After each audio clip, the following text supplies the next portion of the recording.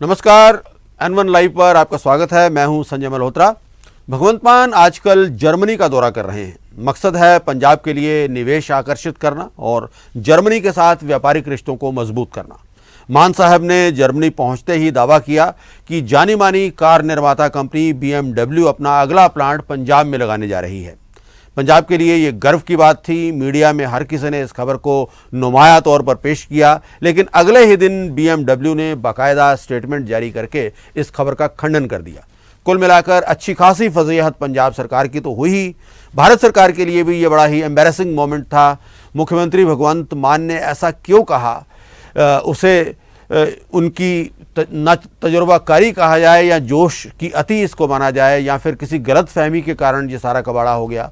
भगवंत मान तो अभी नए हैं, लेकिन उनके साथ जो अधिकारी गए हैं वो निश्चित तौर पर काफ़ी एक्सपीरियंस थे। ये काफ़ी सवाल हैं और जो इस वाक़ये के बाद उठ खड़े हुए हैं, और इस पूरे विषय पर बातचीत करने के लिए हमारे साथ मौजूद हैं वरिष्ठ कांग्रेस नेता गुरकीरत कोटली। गुरकीरत जी, सबसे पहले तो मैं आपसे यही सवाल पूछूंगा कि ये जो पूरा का पूरा मसला हुआ है वो उसकी वजह क्या ये है कि अनुभवहीन है अभी भगवंत मान, या जानबूझकर उन्होंने ये किस्म से ये शिगोफा छोड़ा है, या उनमें अभी ओवर एंथुजियाज्म है, जोश कुछ ज़्यादा ही है, तो कई बार वो जो है वो गन जंप कर जाते हैं, एक तरह से ये वाली स्थिति है।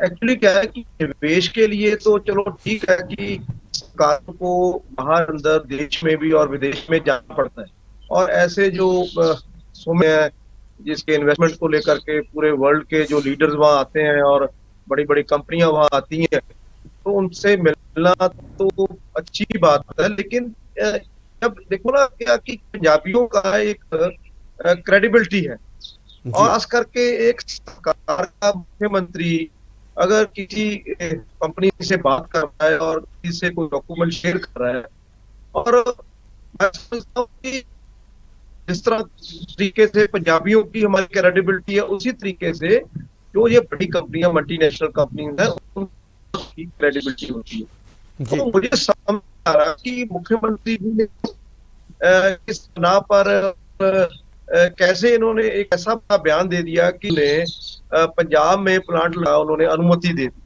और उसके बाद इसको बहुत सारा इसका प्रचार भी किया गया गवर्नमेंट लेवल पे एडवर्टाइजमेंट्स के राही, और मुख्यमंत्री का बयान आता है, और उसके बाद BMW एक बहुत बड़ी जो मल्टीनेशनल कंपनी है वर्ल्ड वाइड, जिसका बहुत बड़ा नाम है, उन्होंने सिरे से इसको मना कर दिया।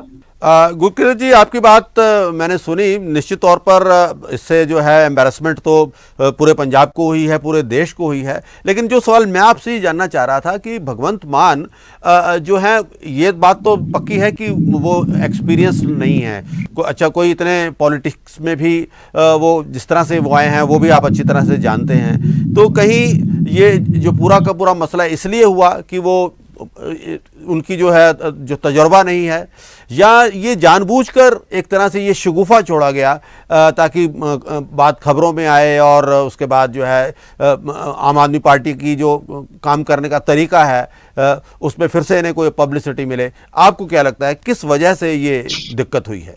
देखिए, अगर देखा जाए आम आदमी का अगर मूल रूप देखा जाए तो ये एक झूठ के पनाह पे पार्टी बनी, और इन्होंने आम आदमी का नाम लेकर के बहुत से, और लोगों को लगने लगा कि ये आम लोगों की पार्टी है, और लोगों ने इनको अपनाया भी। लोगों ने पहले दिल्ली में सरकार बनाई और पंजाब में भी बहुत बड़ा इनको 2017 में भी लोगों ने बहुत बड़ा मौका दिया, और 2022 में तो इनकी अब सरकार ही आ गई पंजाब में। तो इन्होंने पहले दिन से ही जो बातें कही, जो आम आदमी की ये बात करते थे, एक भी बात पे ये अपने पे स्टैंड नहीं हो पाए।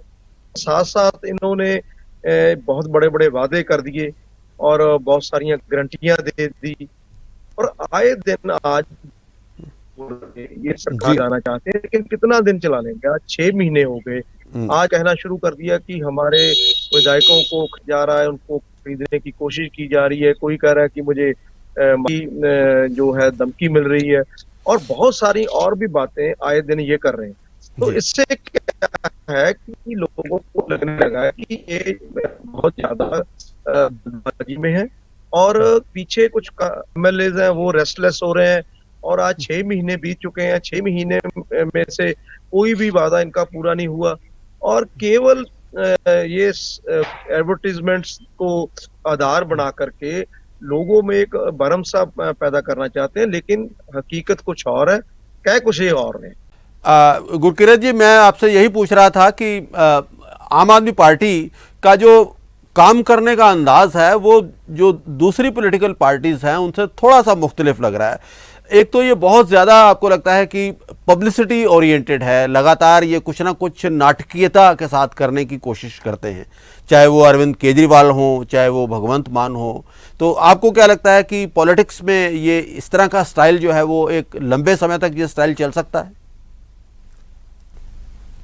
अब आप इनकी सरकार दिल्ली में भी है और पंजाब में भी है, और आज आए दिन अखबारों में अगर पंजाब की खबर जो है उसकी एडवर्टाइजमेंट गुजरात में छप रही है और हिमाचल में भी जो विज्ञापन है वो छपाए जा रहे हैं, और हर रोज पूरे एक फुल पेज एडवर्टाइजमेंट जो है वो इन्होंने देनी शुरू की है।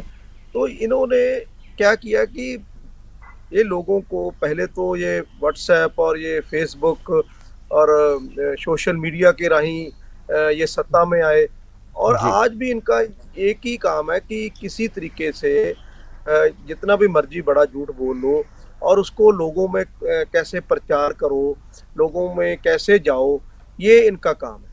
और इन्होंने आज करोड़ों रुपये इस बातों पे इन्होंने लगा दिए, सरकारों के पैसे, और ये पानी की तरह बहा रहे हैं। तो मुझे लग रहा है कि ये कोई बात अच्छी नहीं होती। अगर आप कोई अच्छी बात करते हो तो लोगों में वैसे ही उसका एक मैसेज होता है। जी। ये थ्रू एडवर्टीजमेंट या थ्रू मीडिया अगर बात जाए वो अलग बात है, लेकिन लोगों को पता ही होता है कि कौन सी सरकार ने कौन सा फैसला किया और कौन सी सरकार की कितनी बड़ी क्रेडिबिलिटी है और कौन सी सरकार जो कहती है वो कर रही है। तो ये सारी चीजें लोगों पब्लिक डोमेन में होती हैं। तो इसलिए थ्रू एडवर्टाइजमेंट पैसा लोगों का खराब करके पता नहीं ये क्या सिद्ध करना चाहते हैं, मुझे तो समझ नहीं आती। इनका वन पॉइंट एजेंडा यही है कि किसी तरीके से कि और दूसरी जो स्टेट्स हैं उनमें भी ये सत्ता में आए, और पिछली चीजों को भूलते जा रहे हैं और दूसरी स्टेटों में वही वादे कर रहे हैं। हिमाचल में भी आज इन्होंने कहना शुरू कर दिया कि हर प्रत्येक महिला को ये 1000 रुपीज देंगे। पिछले 6 महीने से पंजाब में इनकी सरकार चल रही है, एक भी किसी महिला को यहाँ एक भी 1000 रुपया नहीं दे पाए, और दिल्ली में नहीं दे रहे। तो हिमाचल में आज लोगों से वादा कर रहे हैं। मुझे तो समझ नहीं आ रहा कि ये क्या सिद्ध करना चाहते हैं। तो ये पार्टी आज लोगों में ये आज बात साबित हो चुकी है कि सिर्फ और सिर्फ ये झूठ बोले वाली पार्टी। मिसाल के तौर पर गुरकीरत जी, दो चीज़ों पर मैं बात करना चाहूँगा। जब इलेक्शंस थे, आप भी इलेक्शंस लड़ रहे थे, आपकी पार्टी इलेक्शन लड़ रही थी, इन्होंने दो इश्यूज जो थे उनका वो लेकर बहुत ज़्यादा प्रचार किया। एक था दिल्ली के स्कूल्स और दूसरा वहाँ के मोहल्ला क्लिनिक्स। और पंजाब के साथ इन्होंने कंपेयर किया भी, पंजाब में हालात बहुत ख़राब हैं। आपको लगता है कि ये एक सही उस वक्त आकलन था? क्या पंजाब में वाकई स्कूलों के हालात बहुत ख़राब थे? यहाँ जो सेहत के जो सहूलतें थी उनकी हालत बहुत ख़राब थी, और अब आम आदमी पार्टी के आने के बाद ये चीज़ें जो हैं वो सुधर गई हैं? देखिए, एक सर्वे आता है हर साल, HRD ministry government of India की एक सर्वे करवाती है स्टेट्स का कि उनके वहाँ के स्कूल कैसे हैं। तो पिछले साल पंजाब को नंबर 1 पे उन्होंने रैंक दिया, और हमारे जो स्कूल पिछले हमने जब 5 साल में हमारी सरकार थी तो हमने सबसे ज़्यादा हमने फंड्स जो थे हमने उपलब्ध कराए हमारे स्कूलों के लिए। और आज हमारे स्कूल आम गांव में आप जा कर के देखोगे, शहरों में जाके देखोगे, तो एक स्मार्ट स्कूल हमने बनवाए और अच्छा उनका जो इंफ्रास्ट्रक्चर हमने क्रिएट किया, और इसी वजह से पंजाब नंबर 1 रैंक पे आया स्कूली शिक्षा के ऊपर। तो इसलिए आज ये तो सिर्फ अभी इनको तो आए को सिर्फ 6 महीने हुए, और जहाँ तक स्वास्थ्य का है हालात है, हमने बहुत अच्छे हॉस्पिटल्स हमारे जो थे वो हमने क्रिएट किए। और जैसे मैं एग्जांपल देना चाहता हूँ कि हमारे जो हमारा पायल क्षेत्र है वहाँ दराहा में हमने कई करोड़ लगा के एक अच्छा हॉस्पिटल हमने वहाँ 50 बेड्स का वहाँ अभी तो बिल्डिंग उसकी बनके तैयार हो गई है। तो ऐसे काम हमने हमारी सरकार ने की। तो आज मोहल्ला क्लिनिक के ऊपर सिर्फ पॉलिटिक्स कर रहे हैं और जानबूझ के ये अपना कि ये का बता करके लोगों में वाह हकीकत इसके बिल्कुल उल्ट है। और देखिए आप कैसे आज इनके मोहल्ला क्लिनिक्स में काम करने वाले डॉक्टर रिजाइन कर रहे हैं और जिस तरीके से ये बड़े बड़े रेनाउंड डॉक्टर्स हैं जो उनकी बेइज्जती कर रहे हैं। तो यह है कि आज जो खास करके हमारी सेहत व्यवस्था के लिए जो लोग काम आज में जो विश्वास है वो सरकार पर वो बिल्कुल कम दिखाई दे रहा है। जी। और सबसे बड़ी बात यह है कि जो दूसरी पॉलिटिकल पार्टीज हैं वो इनके इस प्रोपोगंडा को किसी तरह से काउंटर नहीं कर पा। खासतौर पे कांग्रेस की सरकार थी, लेकिन उसके बावजूद कांग्रेस अपनी अचीवमेंट्स को उतनी अच्छी तरह से लोगों के सामने पेश नहीं कर पाई। शायद यही कारण रहा कि जो है पंजाब की जनता एकदम से आम आदमी पार्टी की तरफ गई और ऐसा बहुमत दिया जो पहले इतिहास में शायद कभी नहीं मिला। तो क्या वजह थी, आपकी तरफ से भी ये कमियां रही कि आप इनके जो प्रचार तंत्र था इनका उसको आप काउंटर नहीं कर पाए? बिल्कुल ठीक कहा आपने कि देखिए 5 साल से सरकार थी, उससे पहले अकाली बीजेपी की 10 साल से सरकार थी। तो लोगों को लगने लगा कि इनको तो देख, अब ये क्या दिखाएंगे, इनका भी देख लेना चाहिए। और आज 6 महीने में फेल हो गए। क्यों?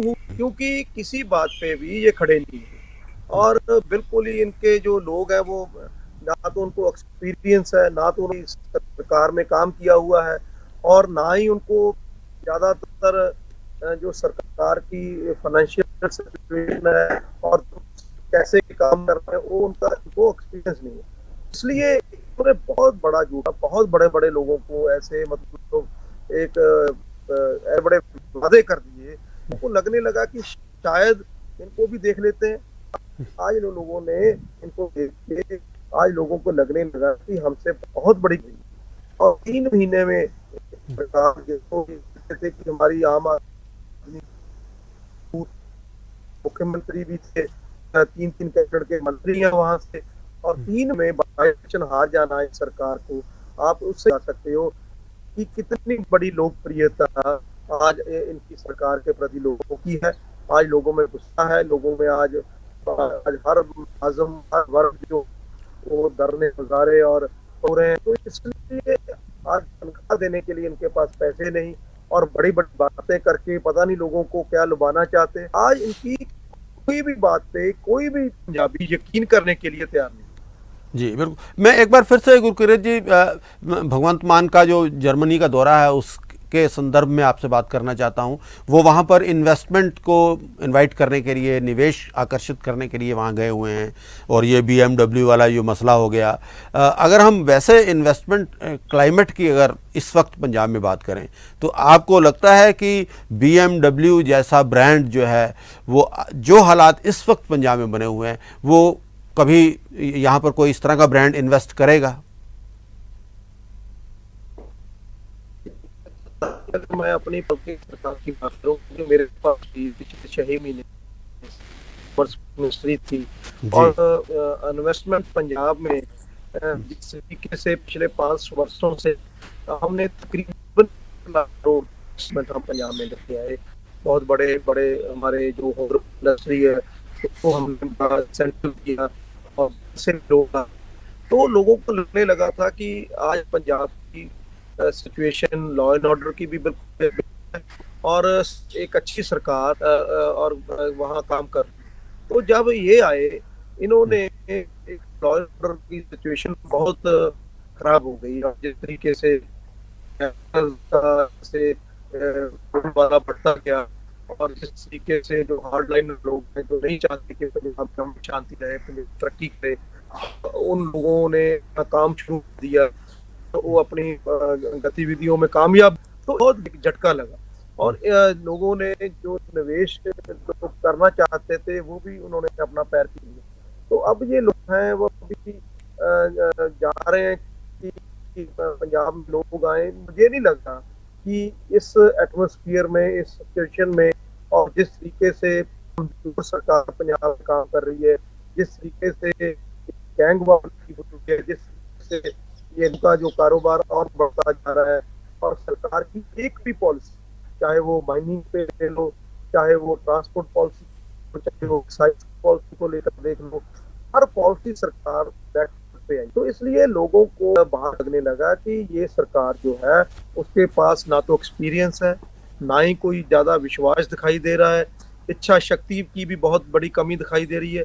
तो इसलिए लोग जो हैं वो मुझे लग रहा है कि वो आने से आनाकानी कर रहे हैं। इनकी इन्वेस्टमेंट प्रमोशन मिनिस्टर जो हैं वो अनमोल गगन मान, उन्होंने अभी थोड़े दिन पहले दावा किया है कि पंजाब में जब से आम आदमी पार्टी आई है 21,000 करोड़ रुपए का निवेश जो है वो पंजाब में आया है और 90,000 नए रोज़गार रोज़गार जो हैं वो पैदा हुए हैं, नई नौकरियां यहाँ पर पैदा हुई हैं।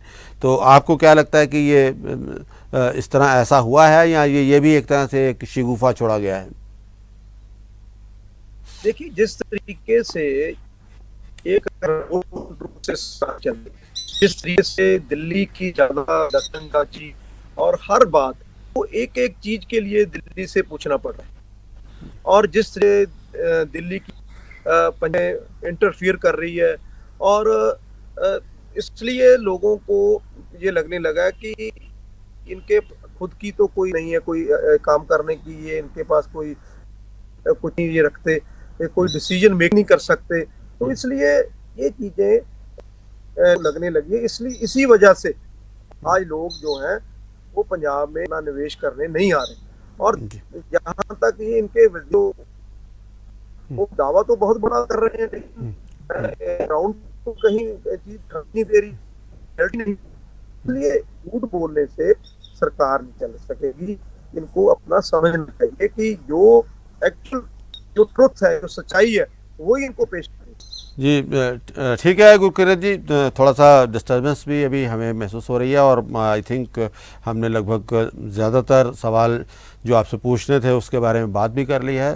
तो जैसे कि गुरकीरत कोटली अभी जो जिनसे हमारी बातचीत हुई उनका कहना था कि सिर्फ जो है वो शिगुफे छोड़ने वाली ये सरकार है और किसी भी मोर्चे के ऊपर सरकार जो है वो लोगों की आशाओं पर खरी नहीं उतर पाई है। और इस तरह की एम्बैरेसिंग मोमेंट्स जो अभी हाल ही में हुई, जिस तरह से BMW को लेकर भगवंत मान ने बयान दिया, इस तरह के कई मोमेंट्स हैं जिसकी वजह से ये सरकार जो है वो सुर्खियों में रहती रही है। और अगर अपने काम करने के तरीक़ों को नहीं सुधारा तो जो मोह भंग लोगों का इस सरकार से हो गया वो पूरी तरह से मोह भंग हो जाएगा। इसके साथ ही इस एपिसोड को हम यही समाप्त करते हैं। एक नए इशू के साथ दोबारा आपके साथ रूबरू होंगे। तब तक के लिए नमस्कार।